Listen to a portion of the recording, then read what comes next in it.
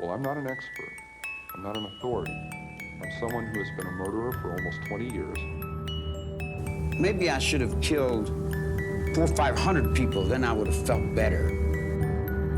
People say Ted Bundy didn't show any emotion. There must be something in there. I showed emotion. You know what people said? See, you really can get violent and angry. Welcome to the Squonk The Hag, a podcast about murder, mystery, the supernatural, and even a conspiracy or two. Dun, dun, dun. My name is Mo. And I'm Kraken. And this week is a Krakow Tale. I feel like we need some sort of like fun intro for Krakow Tales, like the DuckTales song. Oh my god, we do. I need a Krakow Tales theme song. Grab your juice boxes and your snacks. It's Krakow story time. But welcome in, everybody. This week, Kraken has he calls it a surprise story because I literally only know the name and I did not do any Googling. I was a good little girl and did not do that. So I know nothing about this story whatsoever. So you guys are going to experience it at the same time as me. And it's always fun doing that because it's fun hearing your reaction to certain things. This is true. Quick before we start, I do want to say that last night we actually added some new merch to the store. So if you guys are ever in the mood to represent the podcast, there will be a link in the description to our merch store that you can check out, and we would greatly appreciate it. And I already ordered some.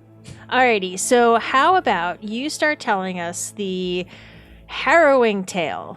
I don't know if it's actually harrowing, but I always like hearing about harrowing tales. No, but it's a lot of wow moments. Okay. It's one of those off the wall stories that just make you go, okay then. Fair enough. Right. Well, why don't you tell us about the off the wall story of the Will Harris murder spree? Yeah, so I was actually out of town last week for a concert in Asheville, North Carolina, and I had the opportunity to go on a what they refer to as a ghost tour. The person who actually owns the business has been on Travel Channel with ghost hunters and stuff like that. I don't have his name right off, but it's Asheville Ghost Adventures, I think, if anyone wants to look it up. It's a very good tour. It goes over, I think, like a mile, and it's about 2 hours long. They take you to a few locations and tell you different stories. And I learned a lot of history of the city because the tour guide that I had was very good and he knew like the history of the city and everything.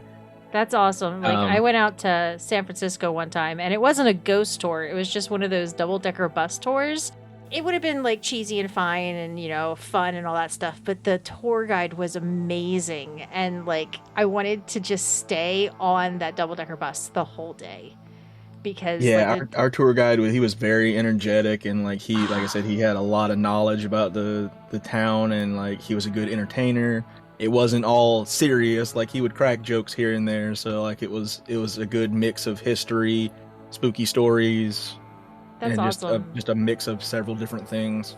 They even do an occult tour on the weekends where they talk about there's apparently a witch tree in the town square of Asheville. Whoa. So, hadn't had a chance to look that up yet, but apparently that's a thing. That's awesome. But this story, this was one that was one of the longer stories that he told me. It kind of stuck out because I even took a photo. The thumbnail for this story is actually the photo I took of the building where one of the murders happened in the doorway. And that actually ties in about your lovely new hobby of photography. How's it going, by the way? I saw you posted a bunch of really pretty pictures on Twitter. I'm enjoying it. I'm just going with like the basic settings on the camera. I haven't gotten into all the fancy stuff with like setting the shutter speed and stuff like that because I am afraid I will break something. Well, I always look at photography. We're going on a tangent, I'm sorry.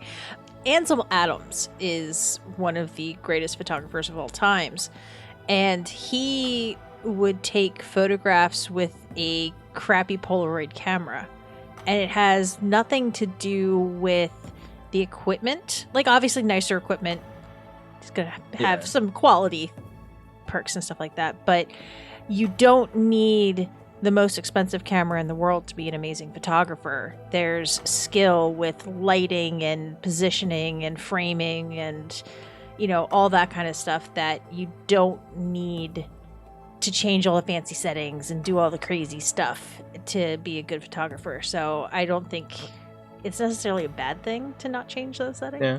Some of the photos that I posted on Twitter were my chance to play around with lighting because it was a really old estate house and it was basically a castle. Oh, so that's awesome. There was no electricity, so some of the rooms were darker and you only have the light coming in through the windows. So I got to play around with how different lighting affects things and how it makes it look. So it was a fun little experiment. But this took place around November 12th, 1906.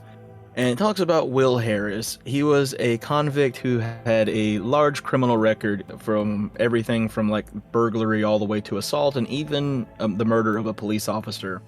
But years before all of this, he was working on a chain gang located in Charlotte, North Carolina, which is not very far from me, when he pulled off his first escape. The city would then hire its first African-American detective, a man named Van Griffin, to track him down and bring him back in. So Griffin arrested him and brought him back to the county jail, where he escaped again. And Griffin went back after him one more time and caught him. But this time they decided to take him a little further. They took him to Raleigh, North Carolina. And he escaped again. Oh my God. I always find it fascinating when you hear these stories of these people that just keep escaping prison and keep escaping. Like Ted Bundy. I don't know if you knew this. He escaped the one time for a week and a half or something like that. Yeah, I remember something about that, yeah. I don't know the full details, but... Yeah, and it's just it just boggles my mind because when you think of a prison and, the big heavy bars and the thick concrete walls and you're under lock and key and someone's always there watching you, it's how do you escape? Well, as we're about to learn, some police stations were heavily understaffed back then. Oh.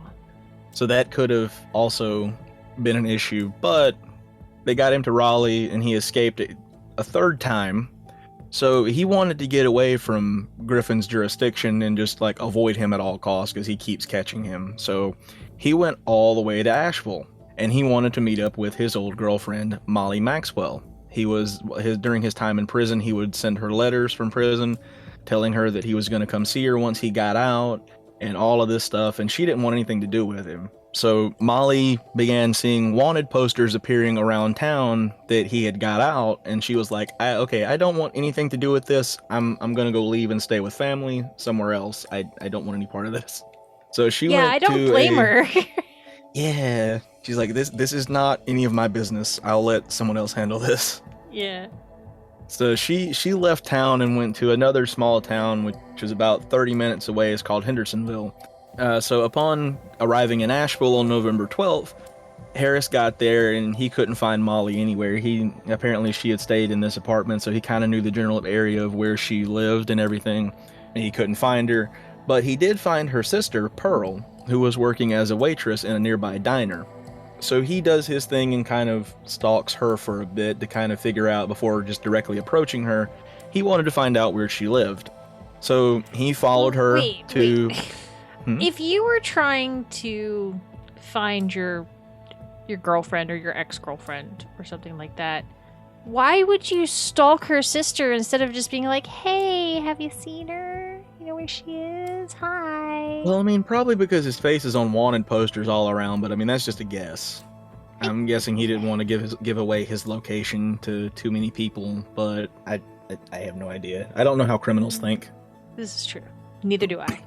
But, so he followed her around, and he found that she was living in an apartment building near the corner of Valley Street and Eagle Street. It was an area of town that they called the Devil's Half Acre. Why? I could not figure this out. I have no idea. This was around the time of segregation. It was still kind of a thing.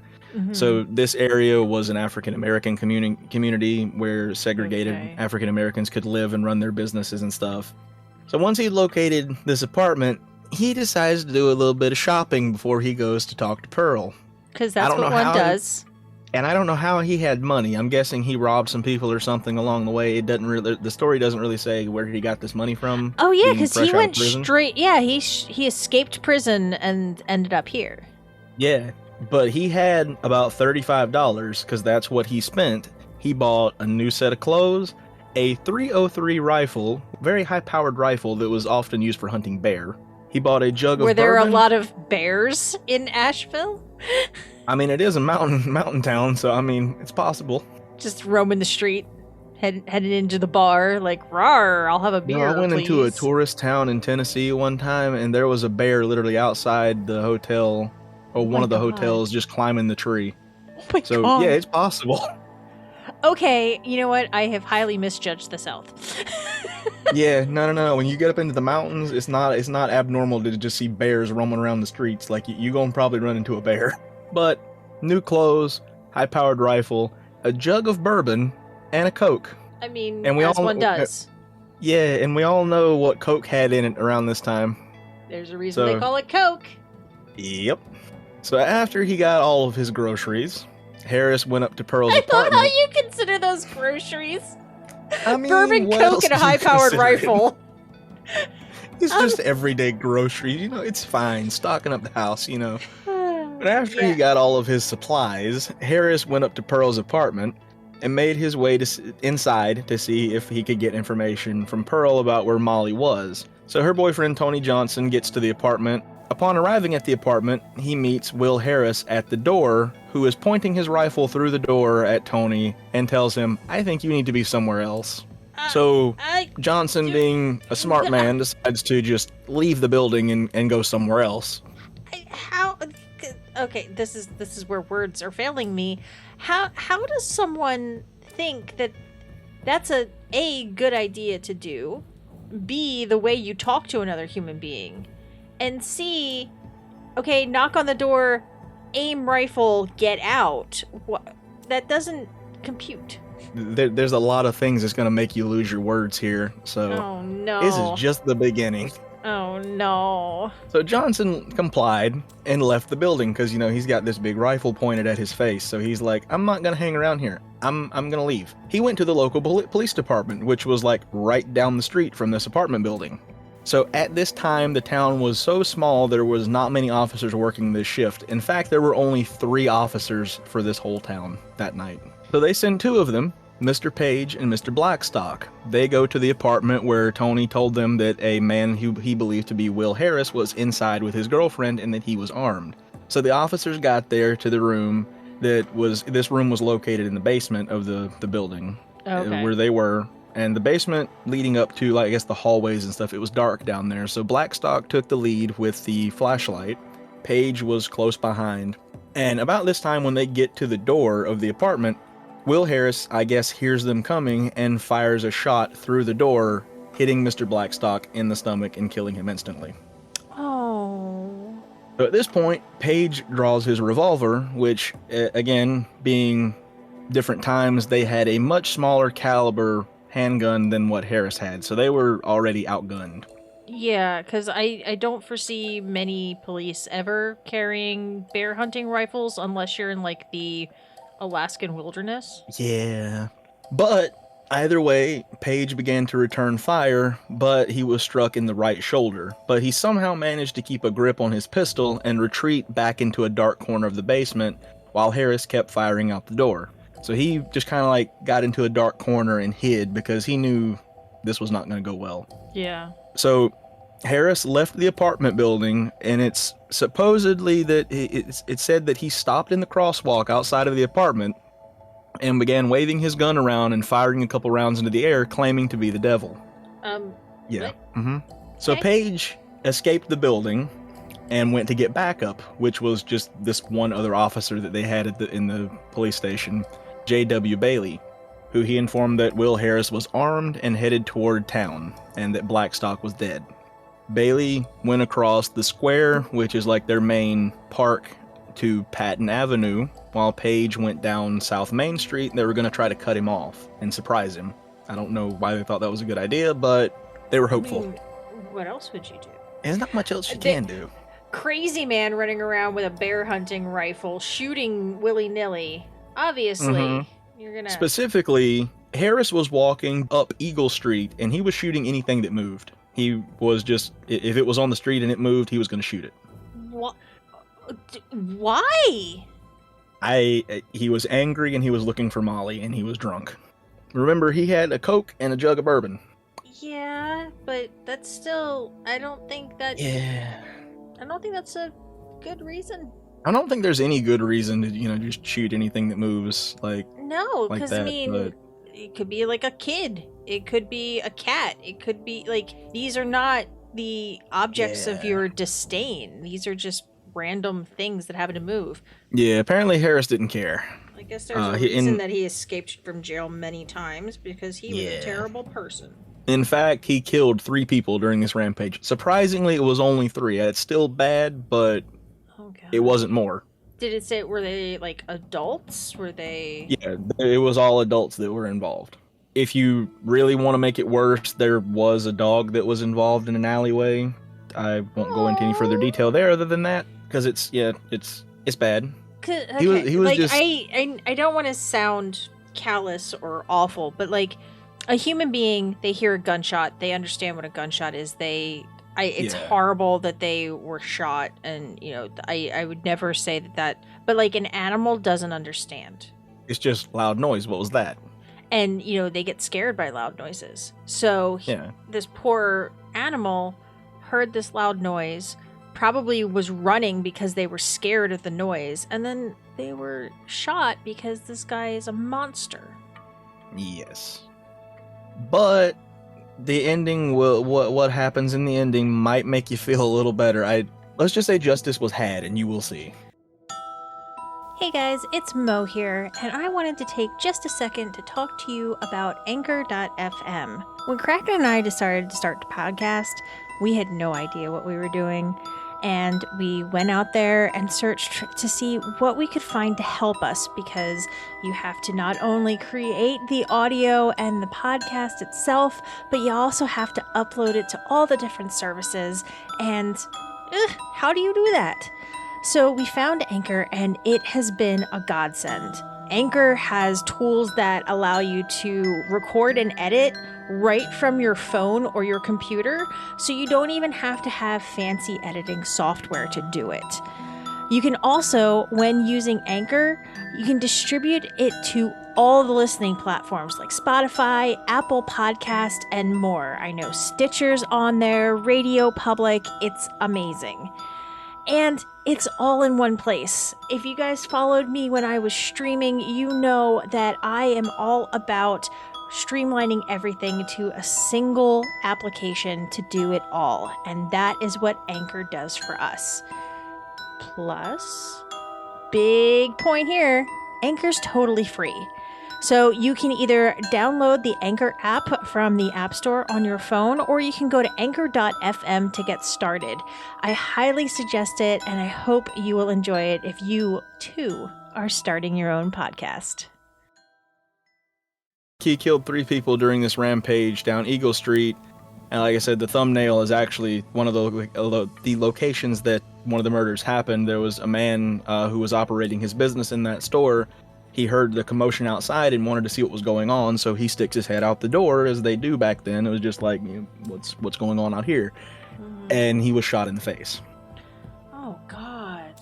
Unfortunately, there was another man named Tom Neal who was hit in the leg, but the bullet ricocheted off of a coin in his pocket, and the bullet went upward into his lower stomach. Neal attempted to make it to Dr. Bryant's office, which was apparently nearby, but unfortunately the injury was too bad, and he didn't make it to the office before he collapsed in the street. So at this point, Harris is going on South Main, still firing, and as he turned and he shot at a man named George Jackson, luckily the bullet only tore a hole through his clothing but didn't break the skin, and it kept on going, and I'm guessing lodged itself in a tree or something.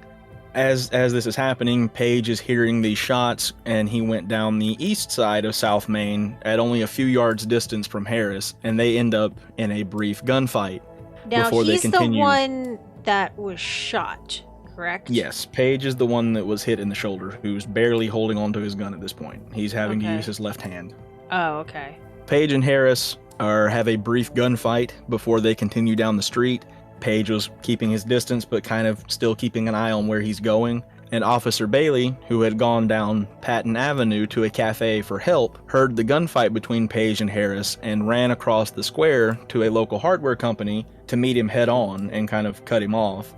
And along the way, there were several people that were outside this hardware store, and he called out to several people because they were all coming out to try to see what was going on and where they needed to go to get away from it. And he called out to these people, and his last words were, "I deputize you to help me in this." After making it across the square, Bailey takes up a position behind a telephone pole in front of this hardware building, and from this position he had a gunfight with Harris until a shot went through the 12-inch pole and into his chest. This rifle was so powerful, to give you an idea of how powerful it was, the bullet went through the 12-inch pole, through Bailey, and it only stopped when it hit the Vance Memorial behind him in the park. Oh my God.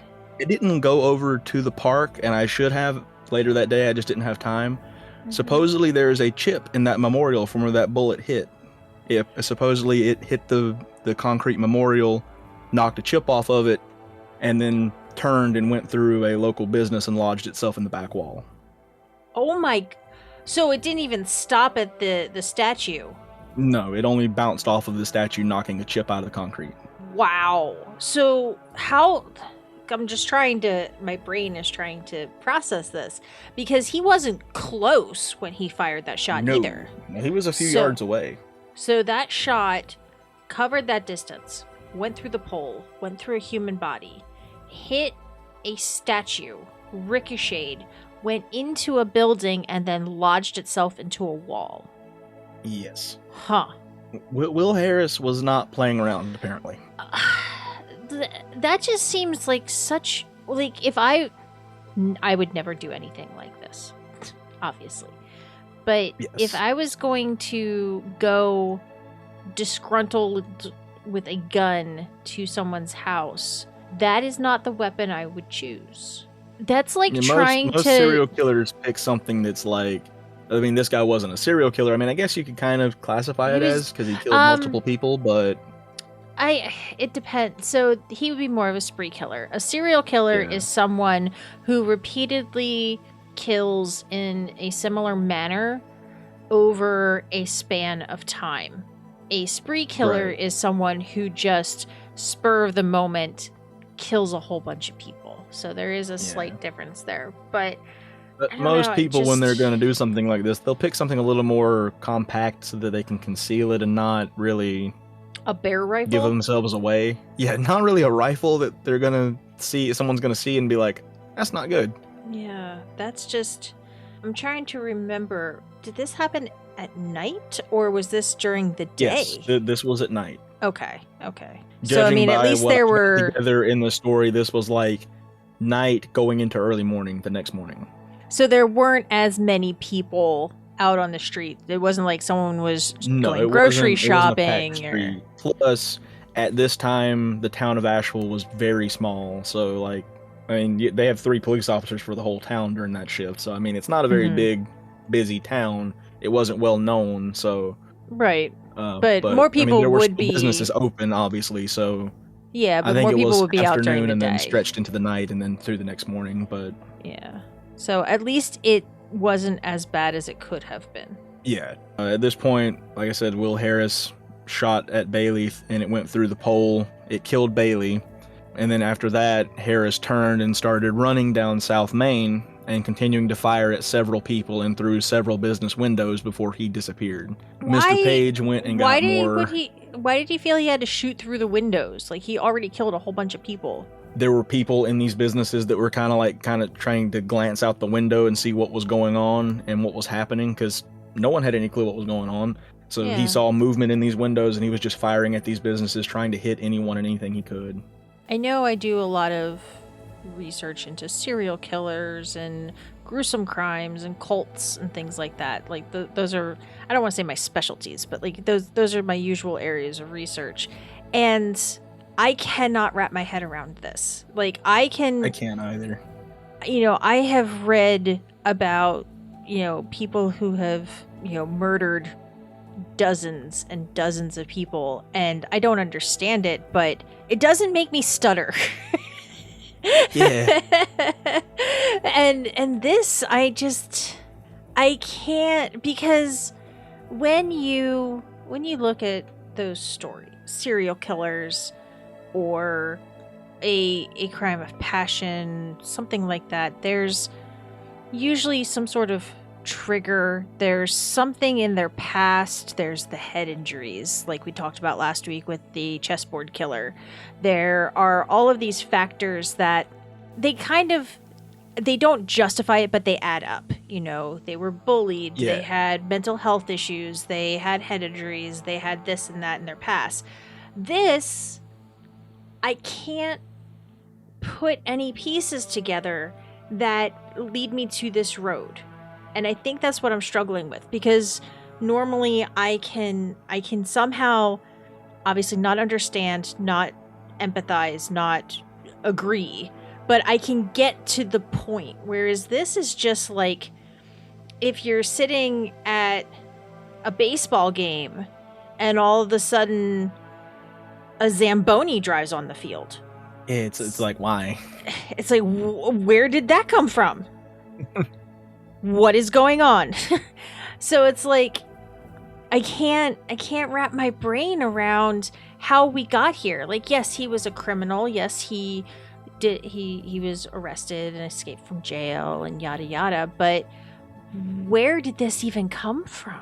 Yeah, because like I said, he'd been arrested for a little bit of everything, and apparently even murder of a police officer. So, not sure what his past was before all of this. So, well, who knows? To me, that sounds like someone who was in trouble with the law and probably killed a cop trying to get away, or in an altercation, they were trying to arrest him or something like that.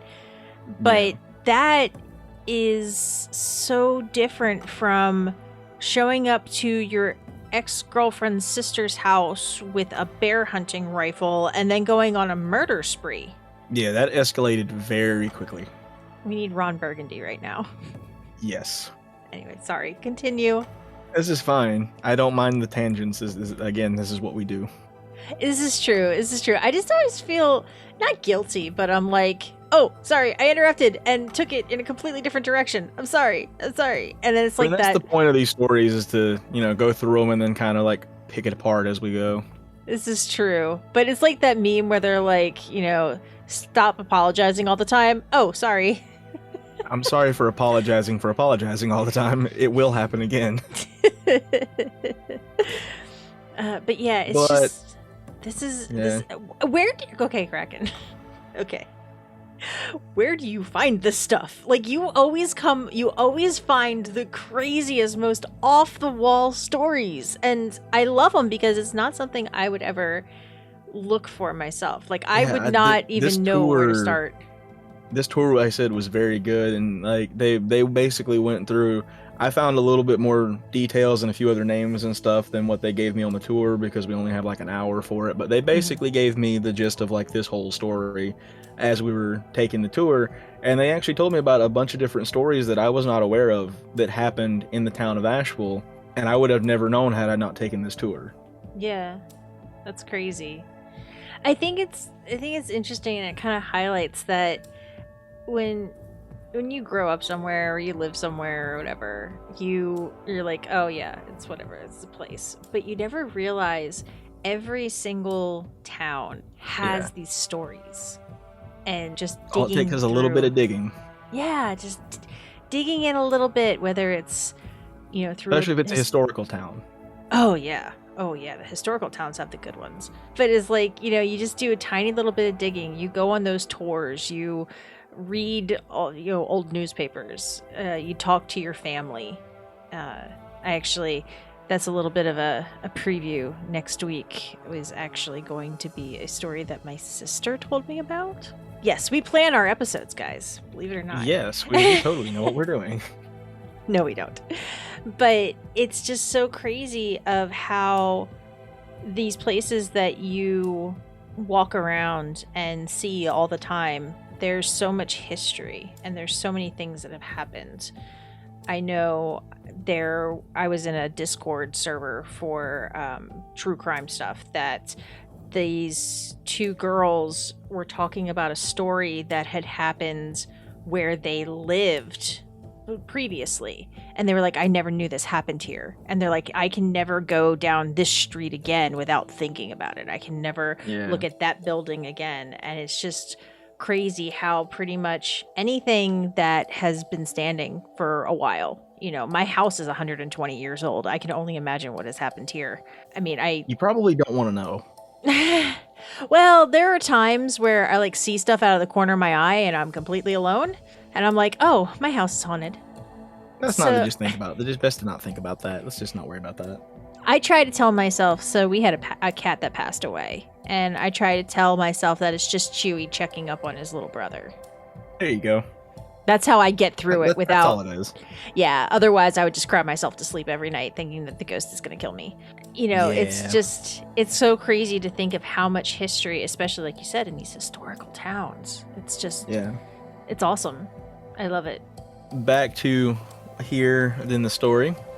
Harris has killed J.W. Bailey and has now ran down South Main and disappeared after firing randomly at some businesses and windows and stuff. Mr. Page went back to the police department to get more ammo and hurried off to the square where he discovered the body of Officer Bailey. So at this point, Chief of Police Bernard had just reached his home on Chestnut Street when he was notified by telephone of what was going on in town. So he sounded the riot alarm with the fire bell, because apparently that's how they sounded the alarm for when something bad was going on. I can imagine that was probably the loudest thing in town. Oh, I'm sure. But men quickly responded, but there was a slight delay due to the lack of weapons and ammo. Once they got these items, every able-bodied person in this town who had a gun was deputized to hunt this man down. Here it comes. They basically, oh my god. they were like, if you are able to go after this man and you have a gun and you know how to use it, you're now a deputy. You're in this. Come with me. Harris, we don't know if he wanted to go here because he knew that Molly had family in Hendersonville or not, but he was on his way to Hendersonville. He was headed that way on foot. And he's still looking for Molly. So he arrived, just for a quick refresher here, he got in town on November 12th and began his rampage on the afternoon of the 13th, just so we're clear on dates and stuff here. So he was in town for a little bit before he started all of this. So early that following morning, the town of Asheville was just flooded with armed citizens. Apparently, the entire town was in town square, organizing to go hunt this man down. Men gathered on horseback, there were dogs, police, sheriffs, there were around 200 to 300 armed citizens sent out on the search for him. And the search lasted for actually 2 days. With it being a small, underdeveloped town, there was still a lot of brush and woods and stuff around. The roads weren't really developed, and so I guess they were going everywhere because they don't know which way he went. They didn't know he was going to Hendersonville. But they had railway workers on the lookout for him. They brought in bloodhounds by train. They were bringing in everything they could for this man. And on November 15th, he was found sleeping in a barn outside the town of Fletcher, which is 8 miles away. The way that they found him was he left behind a coat that he had bought that had his scent on it. He left it behind at Pearl's apartment, and one of the bloodhounds was able to pick up on a scent and lead them in the direction of where he was at. Oh, wow. Funny enough, in researching this, I found the bloodhound's name, and it is the best name ever. The dog's name was Biscuit Eater. Biscuit Eater? So, yeah. I work with a guy who has a kitten named Puddlebutt, and I think random animal names like that are my favorite thing in the world. They're perfect. I feel like I need to go back and rename my cats. No, I mean, your cats already have pretty iconic names, so can't go wrong with this Bubba. point. At this point, your cats' names are household names. Everyone knows your cats at this point. And by everyone, you mean our 6 friends. Yeah, and everybody that we tell. This is true. But they found Biscuit Harris. Eater. Did Biscuit Eater get some biscuits for his hard work? Oh, I'm sure he did. Yeah, on November 15th, they found him sleeping in a barn outside Fletcher. Actually, a group of men that was led by a railroad agent named Frank Jordan.